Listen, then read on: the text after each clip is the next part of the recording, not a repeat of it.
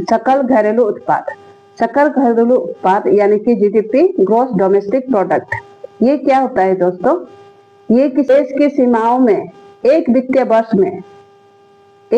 वर्ष में उत्पादित वस्तु और सेवाओं के अंतिम मूल्य को हम जीडीपी कहते हैं। इसमें क्या है दोस्तों, यदि किसी देश में एक वित्तीय वर्ष 1 अप्रैल से 31 मार्च होता है दोस्तों, यानी कि एक वर्ष में जितने भी वस्तु और सेवाओं का उत्पादन होता है वो जीडीपी कहलाता है। इसमें क्या हुआ कि जीडीपी में हम क्या क्या शामिल करते हैं उसको देखेंगे दोस्तों।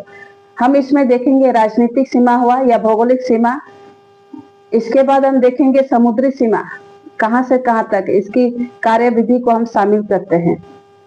इसके बाद उसे हम पानी जहाज या हवाई जहाज, विमान बोलते हैं, उसको हम जीडीपी में शामिल करते हैं कि नहीं। फिर हमारे विदेशों में स्थित दूतावास, उसको हम शामिल करते हैं कि नहीं जीडीपी में, ये देखेंगे क्या क्या शामिल करते हैं और क्या नहीं शामिल करते हैं। चलिए दोस्तों यहाँ समझते हैं। ये हमारा भारत हुआ, यानी कि ये सीमा हमने यहाँ पे खींचे हैं। ये हमारा स्थलीय सीमा है।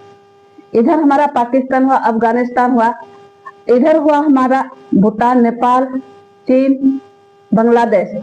तो हम इसकी सीमा को हम जहां तक तो सीमा रेखा है वहां तक जितनी भी गतिविधियां होती है वो हम क्या जीडीपी में हम शामिल करते हैं उसको, ठीक है। यानी कि भारत की सीमा रेखा जहां तक है वहां तक जितनी भी गतिविधियां होती है उसको हम शामिल करते हैं जीडीपी में। अब इसमें जल सीमा यानी कि समुद्री सीमा को हम देखेंगे। समुद्री सीमा को हम 200 नॉटिकल मील तक, यानी कि इतने दूरी तक, 200 नॉटिकल मील की दूरी तक अगर भारत की सीमा है समुद्री सीमा, तो वहां पे जितने भी गतिविधियां होती है उसको हम शामिल करते हैं जीडीपी में। इसमें क्या क्या गतिविधियां होती है दोस्तों, अगर हम देखें इसमें जैसे मछली पकड़ने वाली नौकाएं होती है, ये जहाज जाती है हमारे देश से विदेश जाती है, उसको भी हम शामिल करते हैं जीडीपी में, सकल घरेलू उत्पाद में। अगर कोई प्राकृतिक गैस मिल गया या तेल मिल गया, पेट्रोलियम मिल गया, तो हम उसको जीडीपी में शामिल करेंगे।